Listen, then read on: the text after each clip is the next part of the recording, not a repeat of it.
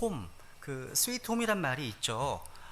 이 말은 원래 미국 사람들이 이제 오랜 여행이나 고된 하루 일과를 마치고 집에 들어와서 이제 야, 역시 집이 최고구나, 역시 집이 최고야 라는 뜻으로 쓰이는 그 표현입니다.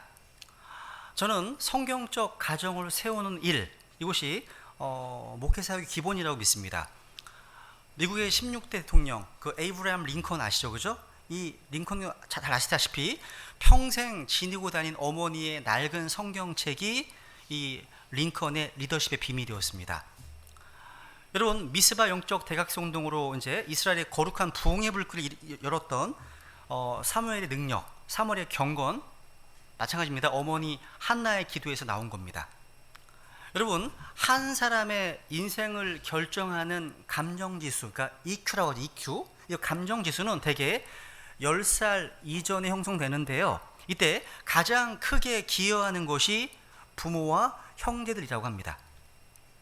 그래서 여러분, 누군가를 세우거나 교회에서 사역자를 세우거나 아니면 배우자를 선택하거나 할 때 그 사람이 부모님과의 관계나 아니면 어떤 결혼하기까지 러브 스토리 이런 것들을 잘 살펴보면 그 사람이 권위에 대처하는 어떤 자세나 어떤 정서적 안정성이나 인격의 성숙도에 대해서 많은 것을 알 수 있습니다.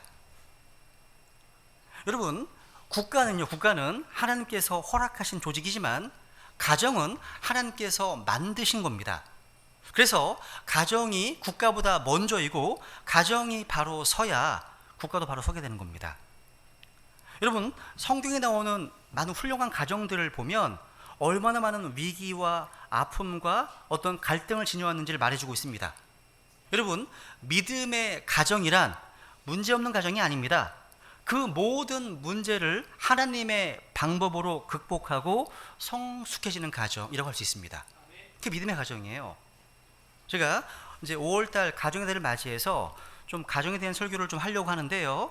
이 설교가 우리 크리스찬 가정들을 좀 다시금 새롭고 단단하게 세우는데 좀 작은 힘이 되기를 바라면서 준비했습니다. 오늘 이 본문을 이제 읽었는데요.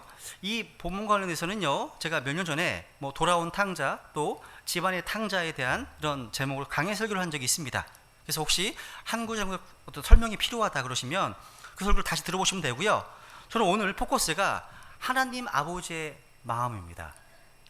하나님 아버지의 사랑이 있어요. 이 어떤 부분에 포커스를 맞추어서 말씀을 좀 증언하려고 합니다. 제가 아주 오래전에 한 10년 넘은 것 같아요. 아주 오래전에 광고를 본 적이 있습니다. 이런 장면이었어요. 어떤 젊은 아기 엄마가 얼굴에 주름살이 가득한 친정 어머니한테 장거리 전화를 합니다. 이게 아마 장거리 전화 광고였던 것 같아요. 전화를 합니다. 이렇게 말합니다. 엄마, 내가 애 낳고 길러보니까 엄마 맘 알겠더라. 이런 이제 광고였거든요. 아마 은비자면 잘 알 거예요, 그죠? 잘 알 거예요, 그죠? 애 낳고 나니까 엄마 맘 알겠더라. 아주 짧은 멘트였지만 보는 사람들로 하여금 순식간에 좀 따뜻한 공감이 일어나게 하는 말이었습니다. 그렇습니다. 우리는 결혼해서 아이를 낳아 키워보면 비로소 부모의 마음을 알게 됩니다. 그리고 더 깊은 차원에서 저 하늘 아버지의 마음을 조금이나마 이해하게 됩니다. 여러분, 부모와 자녀의 관계를 생각해 보세요.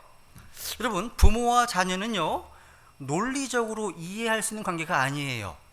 이건요, give and take, 주고받는 어떤 그런 개념으로 따진다면 자식 키우는 일만큼 부모 입장에서 손해보는 장사는 없습니다. 그죠? 여러분, 세상 어느 누가 다른 사람에게 그토록 많은 돈과 시간과 정성과 마음을 그처럼 오랫동안 투자할 수 있겠습니까? 그것도 아무런 보상을 기대하지 않고 말입니다. 그러니까 이렇듯 부모와 자식은요, 조건으로 따지는 관계가 아니에요. 마음에 들지 않아도 때리야 뗄 수 없는 관계입니다. 또한 표현하지 않아도요, 뭔가 울컥하는 뜨거운 것이 올라오는 그런 뭉클한 관계이기도 합니다. 아무리 멀리 있어도 항상 마음 한구석에 새겨진 어떤 그런 그리움의 관계라는 거죠. 그렇기 때문에 세상에서 가장 큰 아픔 중 하나가 뭐냐? 이처럼 소중한 부모 자식 간의 금이 가는 일입니다. 여러분, 하나님은요 우리의 보스가 되길 원하지 않으십니다. 우리의 아버지가 되길 바라셨습니다. 우리 하나님께서는요 끊임없이 희생하시고 참아주시고 사랑하시는 아버지십니다. 그런데 인간은 끝없이 반기를 들고 아버지의 품을 탈출하려고 합니다. 그래도 아버지는 포기하지 않으시고 인간을 참아주시고 기다리시고 찾아다니십니다. 이것이 성경 전체를 관통하는 주제이고 인류 역사의 고고 흐른 주제입니다. 이 스토리가 압축된 그런 내용이 바로 오늘 본문에 나와 있는 돌아온 탕자 이야기입니다. 여기 이제 누가복음 12장 이제 15장 12절에 보시면 이런 말하죠. 둘째 아들이 아버지에게 아주 기가 막힌 요구를 합니다. 보시면 그 중에 작은 아들이 자기 아버지에게 이르기를 아버지여 재산 중에서 내게 돌아올 몫을 주소서. 야, 작은 아들이요 아버지의 유산을 나눠달라고 지금 요구할 뿐만 아니라 지금 자기 몫을 당장에 써버릴 권리까지 달라는 거예요. 무슨 얘기냐면 유산을 분배했다 하더라도 아버지가 살아있는 동안에는 유산에 대한 권리가 아버지에게 있습니다. 여러분, 이 아들의 태도는요 이제 아버지는 없어도 된다 고 말하는 것과 다름이 없습니다. 그러니까 이 아들의 가출, 집을 떠나는 이 가출은요 여기 지극히 공격적이고 무례한 행동입니다. 생각해보세요. 이 아들이 태어날 때부터 오늘까지 극진한 사랑과 보살핌을 베풀어준 집과 모든 연고를 다 끊어버리고 엄포를 놓는 겁니다. 지금 13절 보시면 읽어볼까요? 시작. 그 뒤 며칠이 안 되어 작은 아들이 전부 모아가지고 먼 나라로 가서 거기서 허랑방탕하게 살며 자기 재산을 허비하더니, 그러니까 유산으로 받은 모든 재산을 다 모아가지고 집을 나갔다는 것은 다시 안 돌아오겠다고 하는 매몰찬 결단을 보여준 행동입니다. 안 돌아오겠다는 거예요. 사실 이 작은 아들은요 낯선 이제 먼 나라 타국 땅에서요 재물을 다 탕진하고 완전히 망하지 않았다면 영원히 안 돌아왔을 겁니다. 그렇게 매정하게 아버지의 집을 가출한 이 작은 아들의 종착역은 어디였습니까? 13절이 바로 어디예요? 먼 나라입니다. 먼 나라. 이 먼 나라는요 이 아들이 자라난 집, 무조건적인 사랑과 평안함과 풍성함이 넘치는 그런 가정과는 성격이 완전히 다른 세상입니다. 너무 달라요. 여러분, 좋은 것만 너무나 많이 받고 자란 사람은요 고마움을 잘 몰라요.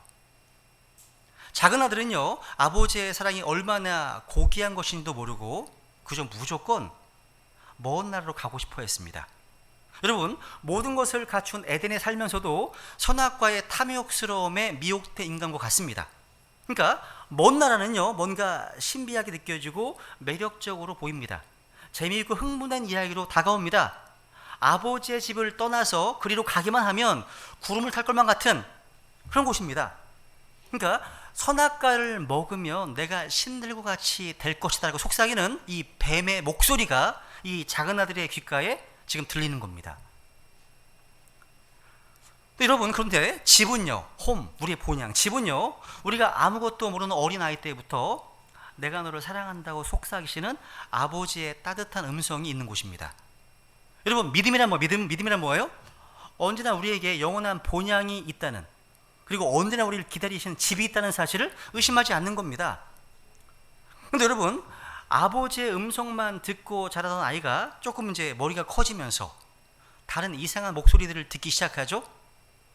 집을 나가서 너의 존재 의미를 입증해봐. 너도 아버지 없이 뭔가 할 수 있음을 보여줘봐. 그럼 아버지도 놀랄 거야. 아버지도 너를 만만히 보지 않을 거야 라는 소리를 듣는다는 거예요. 이런 소리에 귀가 솔깃친다는 겁니다.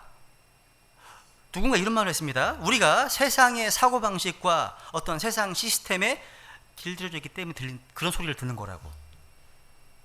여러분, 이 세상의 사랑에는 항상 뭐가 있냐면 조건이 달려 있어요. 그러니까 사랑받을 만한 조건을 갖추면 사랑을 받습니다.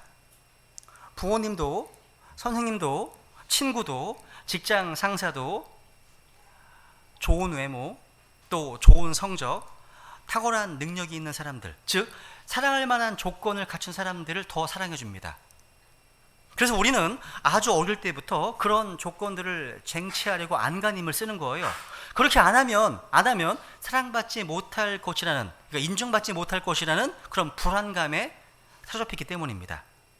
그래서 내가 돈을 좀 더 많이 벌었더라면, 좀 더 잘생겼더라면, 좀 더 똑똑했더라면 하는 생각을 떨쳐버리지 못하는 겁니다. 그리고 남이 나를 무시하지 않는지, 괴롭히지 않는지, 오해하지 않는지 이런 두려움이 늘 사로잡혀 지냅니다. 어떻게든 간에 주위 사람들에게 인정받으려고 가진 방법을 다 씁니다. 그러다 보면 자기도 모르는 사이에 아버지의 집에서 점점 멀어져 갑니다. 여러분, 세상의 사랑은 완전히 조건부 사랑입니다. 집 외에는요, 어느 곳도 나를 조건 없이 사랑해 주지 않습니다. 그럼에도 불구하고 사람들은 조건 없는 사랑을 기대하고 불나방처럼 그런 세상으로 계속 날아듭니다. 여러분은 언제 아버지를 떠난 아들이 될까요? 하나님 아버지께서 내게 주신 많은 선물들이 있습니다. 내 머리, 여러분 외모, 성격, 능력 있습니다. 이것들을 하나님의 영광을 위해 쓰지 않고 사람들의 만족을 채우는 데 쓰고 사람들의 칭찬과 인정을 얻어내는 도구로 쓸 때 탕자가 되는 겁니다. 내 능력으로, 내 노력으로 사람들을 만족해 할 수 있고 사람들에게 인정받을 수 있다는 그릇된 독립 정신이 하나님 아버지의 크신 사랑을 거부하게 하고, 더 나아가 아버지 없이도 살 수 있다고 하는 무서운 반정을 키우게 됩니다. 그리고 가시나무라는 노래가 있어요. 가시나무라는 노래 가사가 굉장히 와닿더라고요. 내 안에 내가 너무도 많아서 당신의 쉴 곳이 없다는 표현들 가사입니다. 그런 거예요. 마치 여기 13절 다시 보시면, 다시 한번 읽어볼게요. 시작. 그 뒤 며칠이 안 되어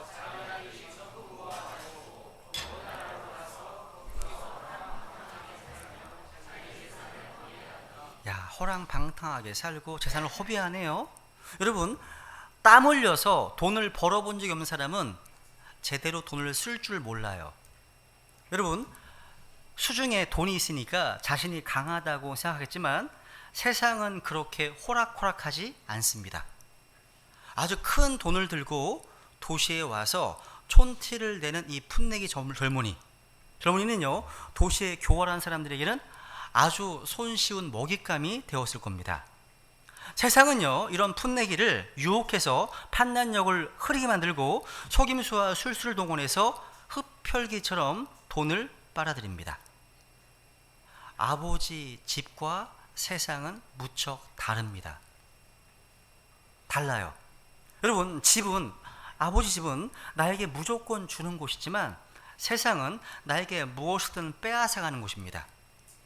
일단 집을 나와서 세상에 들어서면 공짜가 없습니다. 공것이 없어요. 공것이 없는 정도가 아니라 있는 것마저 다 빼앗깁니다.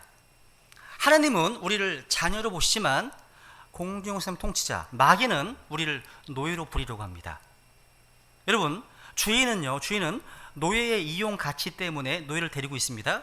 세상은 빼앗을 것이 있고 이용 가치가 있는 인간에게는 대접을 해줍니다. 근데 내가 주고 또 줘서 더는 줄 것이 없으면 세상은 아주 야멸차게 나를 버립니다. 이 작은 아들도요, 자기 수중에 돈이 있을 때는 집을 떠나서 살만 했습니다. 그러자 돈이 떨어지자 그 순간부터 인생이 바닥으로 곤두박질 했습니다. 주변에 그렇게 들끓었던 친구들과 여인들이 거짓말처럼 사라져버렸습니다. 이 세상은 그렇게 비정한 곳이에요. 세상에 되게 멋지고 좋은 게 아니라는 거예요. 그죠? 비정합니다.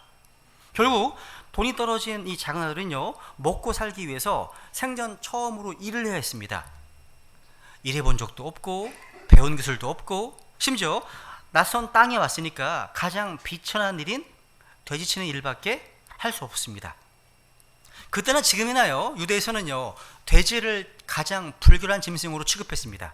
근데 돼지가 먹는 곡식 껍질로 배를 채우려 해도 양껏 주는 사람이 없습니다. 그러니까 얘가 죽든 말든 아무 관심 없다는 거예요. 여기 보시면 15, 16절 읽겠습니다. 시작. 그가 가서 그 나라의 국민 중 하나에게 연합하니 그 사람이 그를 자기의 들로 보내어 돼지를 취게 하니라. 그가 돼지들이 먹는 곡식 껍질로 자기 배를 채우려 하되 아무도 그에게 주지 아니하므로. 야, 이런 상황입니다. 지금 이 작은 아들은요, 이때 육체의 허기보다 아주 더한 절대 고독의 고통을 느꼈을 겁니다. 비로소 이 작은 아들은요, 이때까지 사람들과 맺어온 그런 세상적 인간 관계가 얼마나 얄팍하고 얼마나 가식적이었는지를 깨닫게 되었습니다. 우리는 서로 뭔가 나이가 비슷하거나 뭐 취미가 비슷하거나 학력이 비슷하거나 좋아하는 어떤 운동팀이 같거나 직업이 같거나 해서 어느 정도 공통 분모가 있으면 서로 받아주고 쉽게 친해져서 뭔가 평생 헤어지지 않을 친구처럼 어울립니다.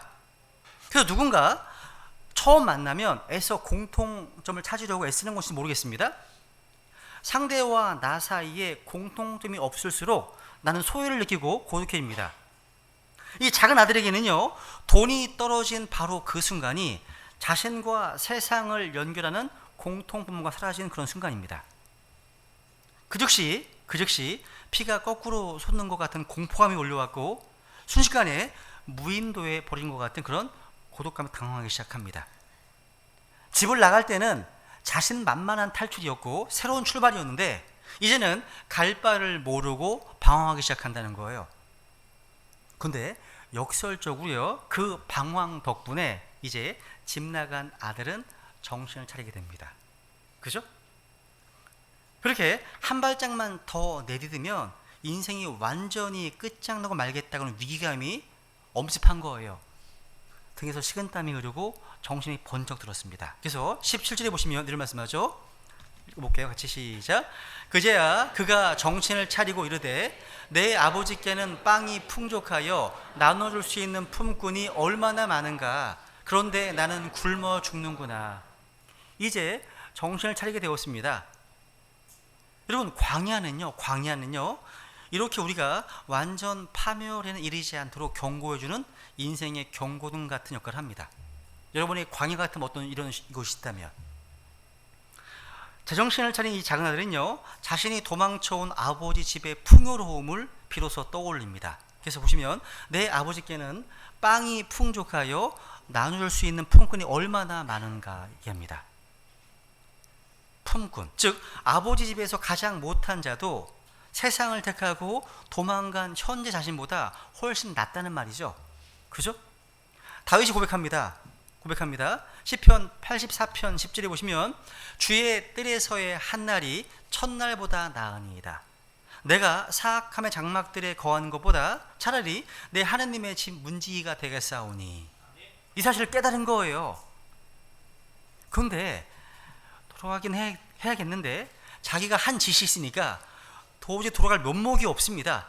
그래서 아버지를 만나면 어떻게 할 것인지 미리 각본을 짰습니다. 그래서 18, 19절 보세요. 한번 18, 19절 읽겠습니다. 시작.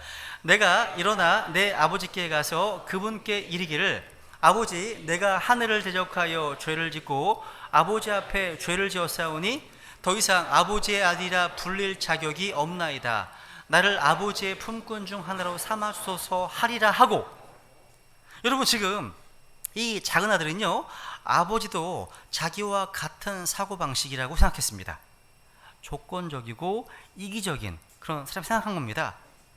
아버지가 이런 사람이었다면 자기가 살아가는 데에 재산의 반을 달라고 요구하는 아들, 또 집을 나간 지 얼마 안 되어서 가지고 간 재산을 다 탕진한 아들을 절대 용서하지 않을 겁니다. 다리 뭉둥이 부러뜨리겠죠. 그죠? 그래서 아버지의 노여움을 풀기 위해서 아들임을 포기할 테니까 품꾼으로라도 받아달라고 애원할 참이었다는 거죠. 사람들이요, 하나님께 나아가기를 두려워하는 것도요, 하나님이 이렇게 무섭고 어려운 분으로 여기기 때문입니다. 하나님을 자기와 같은 사람으로 보기 때문이에요. 근데 하나님은요, 하늘의 땅보다 높은 같이 우리와 본질적으로 다른 분이십니다. 갈보리 십자가에 나타난 하나님의 사랑과 용서를 어린아이처럼 말씀 그대로 받아들이지 않으면 완전한 자를 만끽하지 못합니다.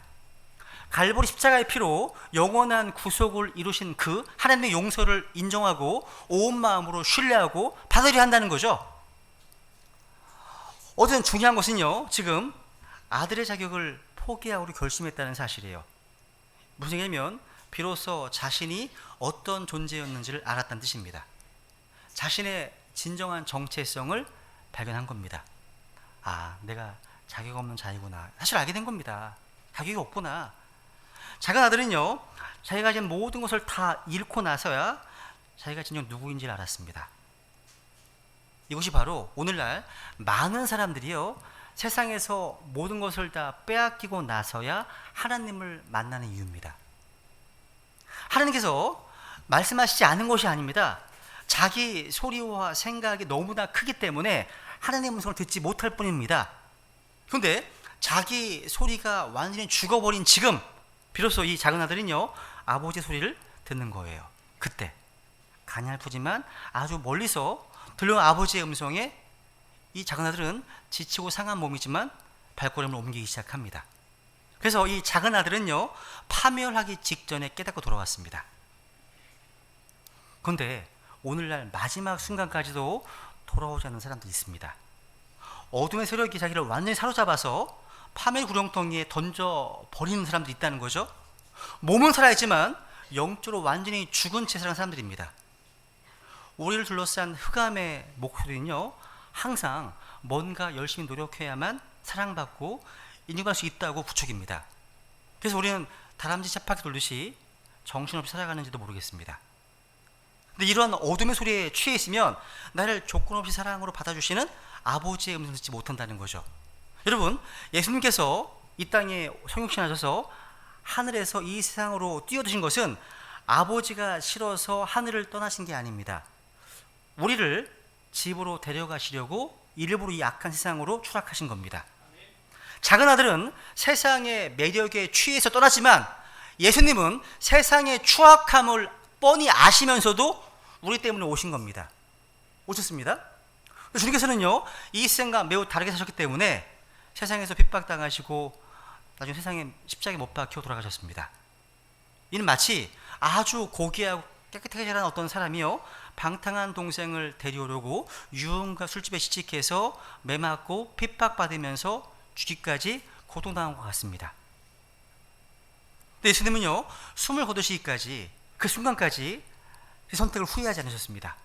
주께서는요, 다 이루었다 말씀하셨습니다. 예수님께서는 자신의 죽음을 통해서 수없이 많은 이뤄진 혼들이 하늘 아버지 돌아올 수 있는 다리가 놓였음을 확인한 겁니다. 다 이루었다. 여러분, 비참한 몰골이지만 집에 들어와서 아버지 품에 안겨서 울고 있는 작은 아들은요, 죄가 그토록 많은데도 예수님께서 흘리신 보혈 덕분에 하늘아버지의 용서를 받고서 어쩔 줄 몰라 하는 우리의 모습을 그린 그림입니다. 여러분, 요한일서 4장 19절에 보시면 이런 말씀이 있죠. 4장 19절을 보시면 우리가 그분을 사랑함은 그분께서 먼저 우리를 사랑하셨기 때문이라. 야, 돌아온 탕자에게만큼 이 사실을 드라마틱하게 입증하는 말씀도 없습니다. 내가 하나님을 찾아다녔다고 생각했는데 실은 하나님께서 나를 찾아다니신 겁니다. 하나님께서 나를 만나기 원하셨고 사랑하기 원하셨던 것입니다. 성경은 끊임없이 하나님께서 우리를 먼저 사랑하시고 우리를 진짜 먼저 손 내미신 사실을 강조합니다. 하나님에 대한 사랑의 초청을 거절하는 것이, 도망가는 것이 가장 큰 죄예요, 죄. 그래서 도마복음 15장 27절 볼까 한번요. 시작. 일어나서 자기 아버지께로 가니라. 그러나 그가 아직 멀리 떨어져 있을 때 그의 아버지가 그를 보고 불쌍히 여겨 달려가 그의 목을 껴안고 그에게 입을 맞추매.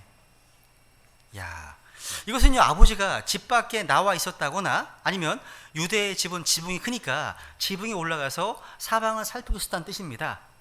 그러니까 우연인 게 아니에요. 아들이 집을 나간 후로 아버지는 편히 잠을 잡은 적이 없습니다. 그만큼 애타게 기다린 거예요. 늘 밖에 나가서 애가 언제 돌아오나 하며 가늘주름이 기다렸다는 사실이죠. 이렇게 기다려온 아버지의 눈에 집으로 비틀거리면서 돌아오는 아들의 모습이 들어옵니다. 하늘 아버지의 눈은 집으로 돌아오는 이루어진 혼들을 한 번 놓친 적이 없으십니다. 한 번 없습니다. 여기 보시면 아까 불쌍이었다 말씀 주목해 보세요. 이 표현, 불쌍히 여겼다. 컴패션. 우리는 내 가슴에 못을 박고 떠난 사람, 내 말을 안 듣고 자기 마음대로 한 사람이 결국 망해서 비참한 신세가 되면 우선은 본능적으로 그거 봐라, 내가 뭐라고 그랬냐, 나를 버리고 가신 님은 심리도 못 가서 발병 난다, 이런 식으로 반응하기 쉽습니다. 이런 반응, 그죠? 이게 인간입니다. 근데 하나님은 다르십니다. 아버지는 아들이 아버지 없이도 살 수 있다 라고 무리가 집을 나가지만 헐벗은 몸으로 비참한 게 돌아오는 것을 보면서 그냥 불쌍히일 뿐입니다. 아버지는 판단하고 정죄하지 않습니다. 아들은 이미 자기의 잘못을 뼈저리게 알고 있어요. 자기의 죄를 아는 죄인에게 이제 필요한 것은 용서뿐입니다. 아버지는 달려가서요, 아들을 얼싸안고 입을 맞추었다고 했습니다. 상상해보세요. 여러분, 이 아들은 돼지를 치다가 왔고 먼 여행을 한 사람이에요.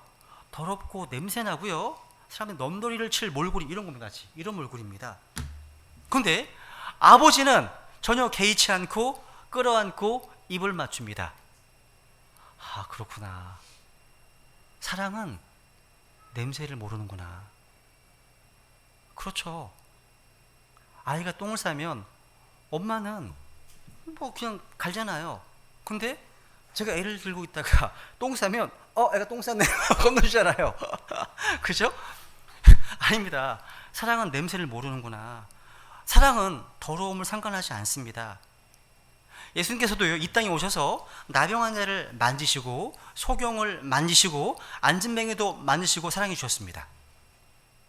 아버지에게 자식은요, 이 정도로 사랑스럽고 귀하기만 한 존재입니다. 하나님께서 이런 분이라는 사실을 우리는 알아야 됩니다. 아버지의 뜻밖의 환영에 놀란 작은 아들은요, 그래도 뵐 면목이 없어도요, 미리 준비했던 대사를 더듬더듬 묵줄입니다. 그 다음 보세요. 21절 보시면 읽어볼까요? 시작. 아들이 그에게 이르되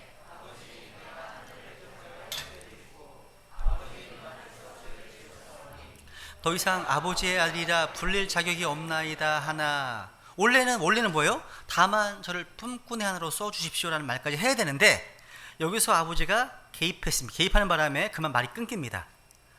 아버지는 이미 기쁨과 흥분을 감출 수가 없어서 큰 소리로 웃고 떠들면서 온 집안을 발칵 뒤집어놓습니다. 그래서 그 다음 보시면 21 보세요. 아버지가 자기 종들에게 이르되 가장 좋은 옷을 가져다가 그에게 입히고 그의 손에 반지를 끼우고 그의 발에 신을 신기라. 그리고 살찐 송아지를 여기로 끌어와 잡으라. 우리가 먹고 즐기자. 자, 만약 이 장면이 드라마 극본이라면 아마 이럴 겁니다. 아버지 점점 아주 흥분하고 기쁨에 차 있다. 큰 소리로 웃고 춤을 추면서 얘기한다. 라는 어떤 지문이 들어있을 겁니다. 그런 상황입니다. 지금요. 아버지는 여러분 돌아온 아들에게 제대로 용서를 빌 틈도 주지 않습니다. 아버지는요, 작은 아들의 어줍지 않은 사과를 어떤 측량할 수 없는 사랑과 용서와 어떤 환희의 축제로 잠재해버렸습니다. 그러니까 아들이 돌아왔다는 사실로 마냥 기뻐하는 아버지의 반응은 이 아들의 불안과 피로를 순식간에 날려버립니다. 여러분, 가장 좋은 옷, 이 옷은 노예가 아니라 주인이 입는 옷입니다. 발에 신을 신겨준 것은 이제 아들이 비참한 도망자가 아니라는 겁니다. 방황이 끝났다는 거예요. 반지는 상속자로서 아들의 신분이 회복되었다는 의미입니다. 살찐 송아지를 잡는다는 뭐예요? 손님을 최고로 환대한다는 의미예요. 간단히 말해서 이미 아버지는요, 아들을 완전히 용서했을 뿐만 아니라 아들의 새로운 삶을 풍성하게 만들어주는 데 바쁜 겁니다. 이게 풍성한 삶. 이 아버지처럼 예수님께서도요, 우리 삶을 풍성하고 충만하게 해주기 위해서 이 땅에 오셨습니다. 하나님의 은혜는 항상 우리의 은혜의 기대를 훨씬 초월해요. 초월합니다. 저 이 장면 보면요, 떠오르는 말씀이 하나 있습니다. 스바냐서 3장 17절 말씀입니다. 같이 읽어볼까요? 시작. 내 한가운데 계시는 주 내 하나님은 능하신 이시니 그분께서 구원하시고 너로 인해 기뻐하며 즐거워하시고 친히 사랑하시는 가운데 안식하시며 너로 인해 노래를 부르고 기뻐하시리라 하리라. 아버지의 즐거워하시는 모습, 아버지의 흥분하시는 모습은요, 잃어버린 혼들이 집으로 돌아올 때 어린아이처럼 기뻐 어쩔 줄 모르시는 하늘아버지의 모습입니다. 여러분, 우리 하나님 아버지는요, 세상의 여러 가지 문제들이 해결되어서 기뻐하시는 것이 아니에요. 경기가 회복됐기 때문에, 인권이 나아졌기 때문에 북한의 문제가 해결되었다 하더라도요, 그게 그것 때문에 기뻐하시는 게 아닙니다. 하나님께서는요, 집을 나간 아들 한 명이 아버지의 품으로 돌아왔기 때문에 기뻐하십니다. 살인과 폭력과 속임수와 음란이 난무하는 세상에서 집 나간 아들 하나가 상처투성이의 모습이지만 하늘아버지의 품으로 울면서 돌아왔다는 사실 하나 때문에 온 천국이요 들썩거리는 축제를 여시는 겁니다. 우리는요, 이런 신약교회에 출석하면서도요, 하나님 아버지 이런 마음을 제대로 알지 못합니다. 이런 하나님 마음을 우리가 제대로 안다면 복음 전도를 안 하고는 못 배깁니다. 이것만큼 하나님 아버지의 마음을 기쁘게 하는 일이 없기 때문입니다. 그래서 그런지 전도하는 사람만큼 영적으로 좀 액티브한 사람, 살아있는 사람은 없습니다. 이루어진 혼들을 계속 그리스도께로 인도하는 사람 중에 좀 뭔가 메말라 있는 사람, 눈물이 없는 사람, 힘이 없는 사람을 본 적이 없습니다. 저는요. 하늘아버지는요, 그 기쁨을 우리와 함께 공유하기 원하십니다. 여러분, 하나님의 사람들의 가장 큰 특징은요, 이루어진 혼들을 구령할 때 기쁨이 있다는 겁니다. 그 누구도 앗아갈 수 없는 기쁨이 있다는 거죠. 여러분, 늘 세상 소식만을 이제 보고 듣는 비관론자들은요, 늘 이 세상만 바라보기 때문에 부정적인 생각으로 살아갈 수밖에 없습니다. 근데 하나님 아버지의 마음과 내 마음이 하나가 되면 하나님 아버지의 기쁨이 내 기쁨이 됩니다. 이루어진 혼들을 찾으신 하나님과 함께 집으로 돌아오게 하는 그 사람의 마음에는요, 세상 무엇과도 바꿀 수 없는 기쁨이 있어요. 내가 구원받는 기쁨과 거의 복음 갈 만큼 기쁨이 있다는 사실이에요. 여러분, 우리가요, 탕자의 비유를 언급할 때 자주 뒷전을 밀리는 부분이 하나 있죠. 형, 맏아들에 대한 거예요. 근데 저 개인적으로 수적으로 봐도 오늘날 교회는 형 같은 사람이 훨씬 많은 것처럼 보여요. 그렇기 때문에 돌아온 탕자의 형 문제를 다루는 것도 정말 중요하다고 봅니다. 여러분, 어느 집이든지 간에요, 대개 마지들이죠. 마지들, 장남. 마지들은요, 부모의 기대에 부응해야 한다는 부담감이 있습니다. 또 자신이 잘못되면 동생들을 비롯해서 집안 전체가 흔들린다는 두려움 때문인지 책임감이 강합니다. 그리고 성실한 편입니다. 그리고 조심성이 많습니다. 하고 싶은 일이 많아도요, 가족에 대한 책임감 때문에 포기하는 경우도 많습니다. 부모님도요, 마지는 야단을 많이 치고 간섭도 많이 하고 제약도 많이 둡니다. 근데 아래 동생들은 비교적 관대한 편이에요. 제가 그랬거든요. 관대한 편입니다. 그래서 그런지 마지들은요, 어릴 때부터 하고 싶은 일을 마음대로 하고 살아가는 동생들을 은근히 부러워합니다. 겉으로는 묵묵하게 성실히 살아가도요, 속으로는요, 자기 마음으로 살지 못하는 현실에 대한 분노가 쌓일 수 있어요. 마음속에요. 남을 원망하고 비판하고 시기하고 자기가 맡은 일들을 기쁨보다는 의무감으로 억지로 할 수 있습니다. 지금 이 탕자의 형이 나오잖아요. 형이 나옵니다. 형은 몸은 집에 있는데 마음은 떠난 탕자입니다. 몸은 집에 있는데 집안에 탕자가 또 있는 거예요. 지금 보니까 내용이요. 집안의 탕자. 어제 생각해보면요, 이 집안에 있는 탕자의 죄는요, 집 밖의 탕자보다 훨씬 고상하고 점잖아 보입니다. 눈에 띄지 않기 때문이에요. 근데 눈에 띄지 않기 때문에, 즉 위장될 수 있기 때문에 오히려 더 무섭고 위험한 영적인 독성을 품고 있습니다. 근데 여러분, 집 밖의 탕자의 죄는 뚜렷하게 보입니다. 어떻게 보면 아주 로맨틱해 보일 정도로 드라마틱하잖아요. 그죠? 그 탕자의 방황은 누가 봐도 알 수 있을 정도로 명명백백합니다. 그 죄의 실체는 하나님이 지적해 주지 않으셔도 사람들이 알고 본인도 압니다. 그래서 그의 죄만큼이나 회개도 드라마틱하고 그에 맞물려서 아버지의 용서 장면도 감동적입니다. 왜냐하면 지은 죄가 큰 만큼 용서의 무게도 묵직하거든요. 그런데 오늘 이제 형의 경우는요, 문제가 달라요. 아주 오랜 세월 동안 겉으로 드러나지 않았던 이 사람의 죄의 실제가 돌아온 동생을 맞아서 잔치를 벌이는 아버지에게 분노하는 모습에서 역시 드러나 버린다는 사실이죠. 여러분, 큰 아들의 방황은요, 얘가 오랜 세월 아버지를 비롯한 주위 사람들 눈에 들 정도로요, 아주 착하고 성실하기 때문에 더 놀라운 겁니다. 그러니까 겉모습에 가려서 보이지 않게 더 놀라운 겁니다. 한번 보세요. 29절 보세요. 29절. 지금 큰아들이 지금 이런 방을 보입니다. 이렇게 하니까 읽어볼까요? 시작. 그가 응답하여 자기 아버지께 이르되,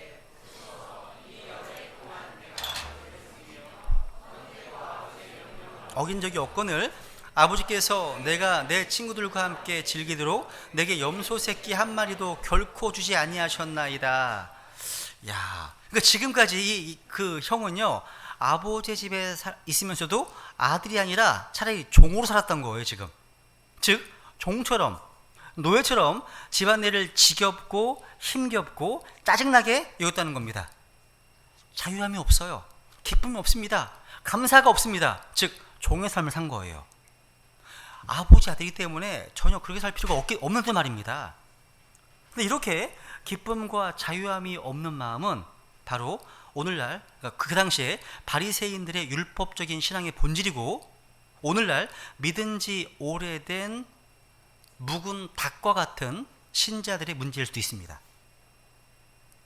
이런 거요. 내가 이렇게 열심히 신앙생활 했는데 하나님 내게 해준 게 뭐냐, 이런 식이죠. 그러니까 특히 평소에는 감히 표현하지 못하고 있다가 이런 꿍한 마음을 결정적으로 터뜨리는 순간은 탕자와 같은 이들이 집에 들어올 때예요. 무슨 얘기냐면, 바리새인들은요, 예수님께서 죄인들과 함께 교제를 나누실 때나 죄인들을 치유해 주시고 구원해 주실 때 그분을 공격했습니다. 한번 기억해 보세요.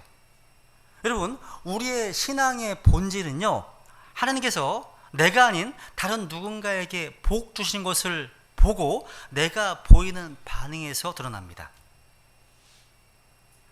큰아들이요, 본질적인 질투심과 평소에 억눌린 분노감, 또 아버지에 대한 섭섭한 감정을 한순간에 폭발했잖아요. 지금요, 아마 폭발하기 전에 이곳저곳에서 누수현상이 있었을 겁니다.